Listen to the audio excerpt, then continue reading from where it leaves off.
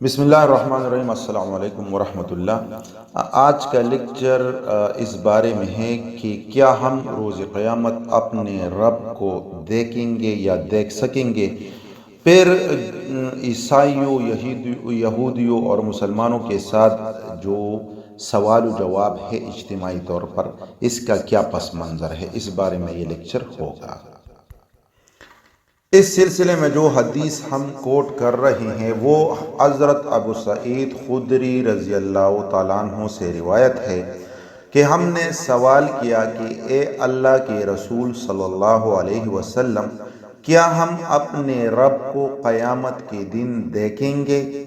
آپ صلی اللہ علیہ وسلم نے فرمایا، کیا جب بادل نہیں ہوتا تو تم سورج اور چاند کے دیکھنے میں کوئی اڑچن محسوس کرتے ہو؟ ہم نے کہا نہیں۔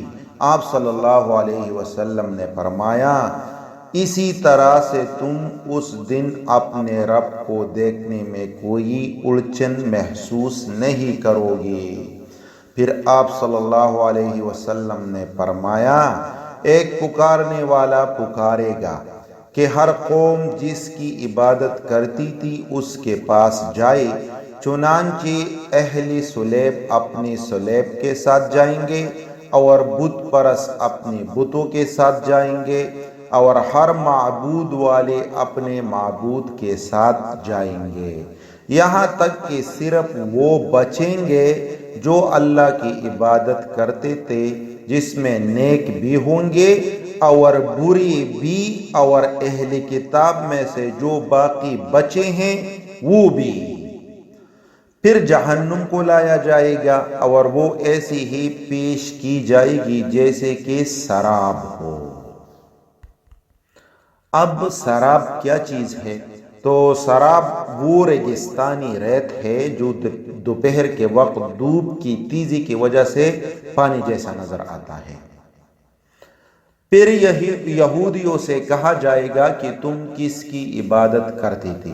وہ کہیں گے ہم عزیر ابن اللہ کی عبادت کرتے تھے۔ تو پکارنے والا کہے گا تم نے جھوٹ کہا، اللہ کے پاس کوئی بیوی اور لڑکا نہیں، پھر تم کیا چاہتے ہو؟ وہ لوگ کہیں گے ہم چاہتے ہیں کہ تم ہمیں پانی پلا دو۔ ان سے کہا جائے گا کہ تم پانی پیو، پھر وہ یکے بعد دیگرے جہنم میں گرتے جائیں گے۔ استغفر اللہ۔ پھر نصارہ سے کہا جائے گا تم کس کی عبادت کرتے تھے؟ وہ لوگ کہیں گے کہ ہم مسیح ابن اللہ کی عبادت کرتے تھے۔ ان سے کہا جائے گا تم نے جھوٹ کہا، اللہ کے پاس کوئی بیوی اور لڑکا نہیں، پھر تم کیا چاہتے ہو؟ وہ لوگ کہیں گے ہم چاہتے ہیں کہ تم ہمیں پانی پلا دو۔ ان سے کہا جائے گا تم پانی پیو، پھر وہ یکے بعد دیگرے جہنم میں گرتے جائیں گے۔ اب صرف وہی لوگ بچیں گے جو اللہ کی عبادت کرتے تھے، جس میں نیک بھی ہوں گی اور بری بھی۔ پھر ان سے کہا جائے گا تم کیوں ٹھہرے ہو جبکہ لوگ جا چکے؟ وہ کہیں گے کہ ہم تو دنیا میں بھی جب ہمیں ان گمراہ لوگوں کی آج سے زیادہ ضرورت تھی، ان سے جدا رہے، ان کا ساتھ نہیں دیا۔ ہم نے ایک پکارنے والے کو پکارتے ہوئے سنا کہ ہر قوم جس کی عبادت کرتی تھی اس کے ساتھ مل جائے، اور ہم اپنے رب کا انتظار کر رہے ہیں۔ اللہ اکبر۔ پھر آپ صلی اللہ علیہ وسلم نے فرمایا، اللہ تعالیٰ ان کے پاس ایسی شکل میں آئے گا جو اس شکل سے مختلف ہوگی جس شکل میں انہوں نے اللہ کو پہلے مرتبہ دیکھا تھا، اور کہے گا میں تمہارا رب ہوں۔ پھر وہ تعجب سے کہیں گے کیا تم ہمارے رب ہو؟ پھر اللہ تعالیٰ سے بات چیت صرف انبیاء کریں گے۔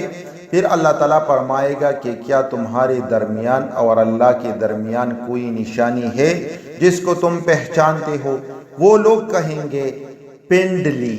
چنانچہ اللہ تعالیٰ اپنی پنڈلی کھول دے گا تو ہر مومن اس کے سامنے سجدہ ریز ہو جائے گا، اور وہ سجدہ نہیں کر سکے گا جو دکھانے کے لیے اس کا سجدہ کرتا تھا۔ پھر وہ سجدہ کرنے کی کوشش کرے گا تو اس کی پیٹھ ایک طبق تخت کے مانند سخت ہو جائے گی، پھر ایک پل لایا جائے گا اور اس کو جہنم کے درمیان رکھا جائے گا۔ ہم نے کہا اللہ کے رسول صلی اللہ علیہ وسلم پل کیا ہے؟ تو آپ صلی اللہ علیہ وسلم نے فرمایا قدموں کو پسلانے والی جگہ ہے، یعنی پل ایسی جگہ ہے جس پر اچکنے والا ٹیڑھا لوہا اور سلاخیں ہیں، پھیلا ہوا کانٹے دار پودا ہے جس کے کانٹے ٹیڑھے ہیں، اس کانٹے دار پودے کی مثل جونج میں پایا جاتا ہے جس کا نام سعدان ہے۔ مومن اس پل سے پلک جھپکنے اور بجلی اور روشنی کی چمکنے کی طرح اور عمدہ تیز رفتار گھوڑ سوار کی طرح گزر جائے گا۔ چنانچہ لوگ صحیح سالم نجات پائے جائیں گے، کچھ لوگوں کو خراشیں آئیں گی، پھر نجات پائیں گے اور مقدوس یعنی پچاڑا ہوا جہنم میں پہنچ جائے گا۔ اور تم حق ظاہر ہونے کے بعد حق کے بارے میں مجھ سے مطالبہ اس سختی سے نہیں کر سکتے جس سختی سے مومن اپنے رب سے اس دن کریں گے۔ اللہ اکبر۔ چنانچہ جب وہ دیکھیں گے کہ وہ نجات پا گئے اور ان کے بھائی باقی رہ گئے تو کہیں گے اے ہمارے رب، یہ ہمارے بھائی ہے جو ہمارے ساتھ نماز پڑھتے تھے، روزہ رکھتے تھے اور اچھا عمل کرتے تھے۔ تو اللہ تعالیٰ فرمائے گا جاؤ اور جس کے دل میں 1 دینار کے برابر بھی ایمان پاؤ اس کو نکال لو۔ پھر اللہ تعالیٰ جہنم کو ان پر حرام کر دے گا، چنانچہ وہ ان کو لے کر آئیں گے۔ ان میں سے بعض کی حالت یہ ہوگی کہ وہ آگ کے اندر اپنے قدم تک چھپ گئے ہوں گے اور بعض اپنی نصف پنڈلیوں تک۔ مومن ان میں سے جن کو پہچان پائیں گے نکال لیں گے، پھر وہ واپس آئیں گے تو اللہ تعالیٰ فرمائے گا جاؤ اور جس کے دل میں نصف دینار کے برابر بھی ایمان ہو اس کو نکال لو۔ چنانچہ وہ جس کو پہچانیں گے نکال لیں گے، پھر وہ واپس آئیں گے تو اللہ تعالیٰ کہے گا جاؤ جس کے دل میں ذرہ بر بھی ایمان ہو اس کو نکال لو۔ چنانچہ وہ جس کو پہچان پائیں گے اس کو نکال لیں گے۔ حضرت ابو سعید خدری رضی اللہ تعالیٰ عنہ نے کہا کہ اگر تم کو میری بات پر یقین نہ ہو تو قرآن کریم کی یہ آیت پڑھو۔ آیت یہ ہے ان اللہ لا یظلم مثقال ذرہ وَإِن تَكُ حَسَنَةٌ يُضَاعِفْهَا وَيُؤْتِ مِن لَّدُنْهُ أَجْرًا عَظِيمًا۔ ترجمہ بے شک اللہ تعالیٰ ذرہ برابر ظلم نہیں کرتا، اگر نیکی ہو تو اس سے دگنی کر دیتا ہے۔ پھر نبی، مومن اور فرشتے شفاعت کریں گے، پھر اللہ تعالیٰ فرمائے گا میری شفاعت باقی رہ گئی، چنانچہ مٹھی بر آگ لے گا اور اس سے لوگوں کو نکالے گا جو جل گئے ہوں گے، پھر ان کو جنت کے کنارے یعنی نہر میں ڈال دیا جائے گا جس کو ماء الحیات کہا جاتا ہے۔ تو وہ اس نہر کے دونوں کنارے ایسے اگیں گے جیسے کہ دانہ سیلاب کے کوڑا کرکٹ میں اگتا ہے۔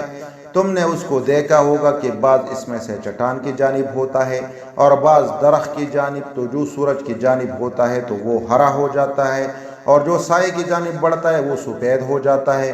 پھر وہ ایسے نکلیں گے جیسے کہ موتی، پھر ان کے گردنوں پر مہر مار دی جائے گی اور وہ جنت میں داخل کیے جائیں گے۔ پھر اہل جنت کہیں گے کہ یہ اللہ کے آزاد کیے ہوئے لوگ ہیں، اللہ نے ان کو جنت میں داخل کیا ہے بغیر کسی عمل کے اور بغیر کسی نیکی کے۔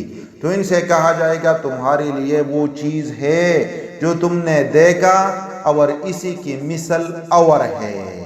حدیث ہے بخاری کی، ایک لمبی حدیث ہے لیکن اس میں سب کچھ سمیٹ دیا گیا ہے۔ حضرت انس رضی اللہ تعالیٰ عنہ سے روایت ہے کہ رسول اکرم صلی اللہ علیہ وسلم نے فرمایا اللہ تعالیٰ فرمائے گا کہ جہنم سے نکال لو اس شخص کو بھی جس نے مجھے کسی دن یاد کیا یا کسی مقام پر مجھ سے ڈرا۔ ترمذی کی حدیث ہے۔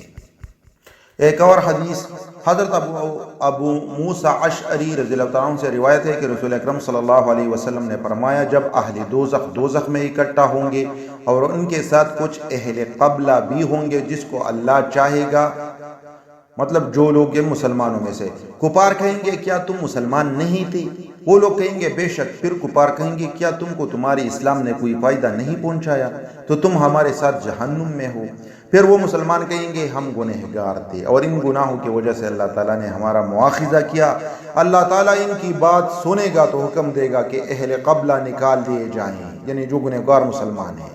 پھر جب اہل دوزخ یہ دیکھیں گے تو کہیں گے کہ کاش ہم بھی مسلمان ہوتے تو اسی طرح سے دوزخ سے نکال لیے جاتے جیسے کہ یہ لوگ نکلے ہیں.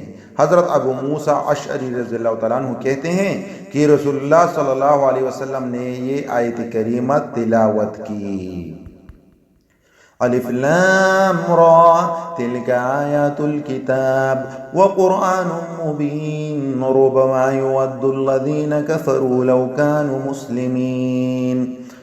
ترجمہ الف لام را، یہ کتاب الہی کی آیتیں ہیں اور کھلی ہوئی اور روشن قرآن کی، اور وہ بھی وقت ہوگا جب کافر اپنے مسلمان ہونے کی آرزو کریں گے.